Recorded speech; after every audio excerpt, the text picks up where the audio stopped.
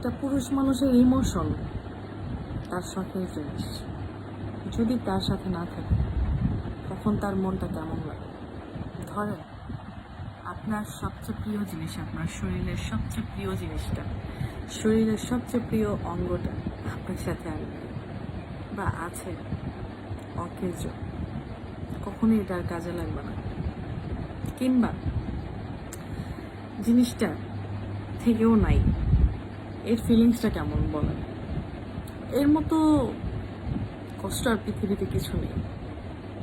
একটা মানে কি বলবো, মানে আপনার জিনিস কিন্তু আপনি এটা কাজে লাগাতে পারবেন না, এই জিনিসটা আপনি ব্যবহার করতে পারবেন না। মাত্র কয়দিন আগেও আপনার সাথেই ছিল, আপনারই জিনিস, আপনিই মালিক, আপনিই সব কিছু, আপনারই সব, বাট এই মুহূর্তেই আপনার সব কিছু একেবারে শেষ হয়ে গেল। কেন?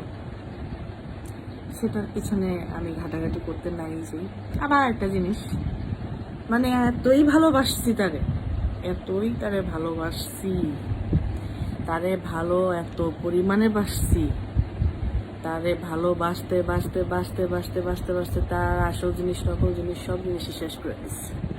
তারে এত পরিমাণে ভালোবাসছি, কেন শেষ করে দিছি? মানে তারে আমি পাইলাম না আর কাউরে পাইতে দিলাম না। এই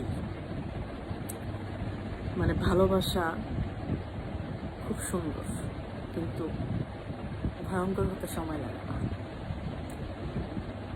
ভালোবাসা এমন একটা জিনিস, যদি কখনো মন থেকে ভালোবাসে কেউ, তাকে ছাড়তে পারে না, ছাড়া সম্ভব না। তাকে ছেড়ে আসলেও তাকে ভোলা যায় না। আচ্ছা, ভোলাভুলির কথা আমরা বাদে দিলাম। আমি যেটা বলতে চাচ্ছি সেটা হচ্ছে,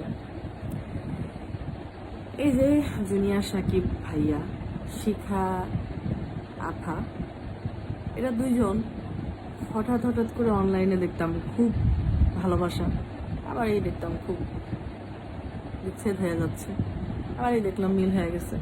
লায়লা আর মামুনের নাটক দেখতে দেখতে ফাঁকতালে শিখা আপা কাজ করে দিচ্ছে। বুঝলাম না কিভাবে সম্ভব। মানে লায়লা আর মামুনের ঘটনা দেখতে দেখতে ফাঁকতালে শিখা আপা এই ঘটনা ঘটায় ফেলেছে। ওরা তো এই ব্যাপারে কোনো ফোকাসই ছিল না, ওদের ফোকাস ছিল পুরা বাংলাদেশের লায়লা আর মামুনের ব্যাপারটা। এখন এই মুহূর্তে লায়লা মামুন একবারে চাপা পড়ে গেছে, উজাগর দিয়ে উঠছে হচ্ছে জুনিয়া, সাকিব আর শিখা আপা। পুরা এখন ফেসবুকে ঢুকলে তাদের নিউজ।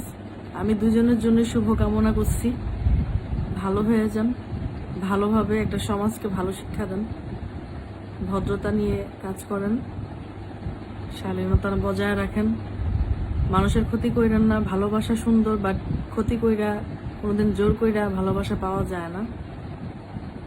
আর যে কোনো বিচার নিজে করবেন না, আল্লাহর উপরে ছেড়ে দিবেন, তাহলে সবচেয়ে সুন্দর বিচার পাবেন।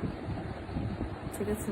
আমি কারো পক্ষেও না বিপক্ষেও না, আমি কিছু সুন্দর কথা বললাম, বুঝলে তো বুঝপাতা, না বুঝলে তেজপাতা। ধন্যবাদ।